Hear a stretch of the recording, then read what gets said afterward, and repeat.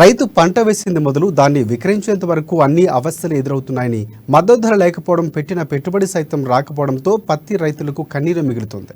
అటు తేమ పేరుతో సీసీఐ కొర్రీలు పెట్టడం, గత్యంతరం లేని పరిస్థితుల్లో అన్నదాతలు, ప్రైవేటు వ్యాపారులు ఆశ్రయించడం వంటి పరిణామాలు రైతులను నట్టేట ముంచుతున్నాయి, తీవ్రంగా నష్టం పరుస్తున్నాయి.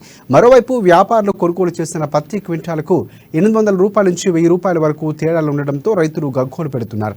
వాస్తవానికి ప్రభుత్వ రంగ సంస్థలైన, ప్రైవేటు వ్యాపారులైన, మార్కెటింగ్ అధికారులు పర్యవేక్షణలోనే, అది కూడా మార్కెట్లోనే పంట ఉత్పత్తులు కొనుగోలు చేయాల్సి ఉన్నప్పటికీ అది అమలు కావటం లేదు. దీనిపై ఉన్నతాధికారులు దృష్టి సారిస్తే తప్ప రైతులకు మేలు జరగకూడదనే అభిప్రాయాలు వ్యక్తమవుతున్నాయి. ఆ దిశగా అధికారులు చర్యలు తీసుకోవాలని పలువురు కోరుతున్నారు.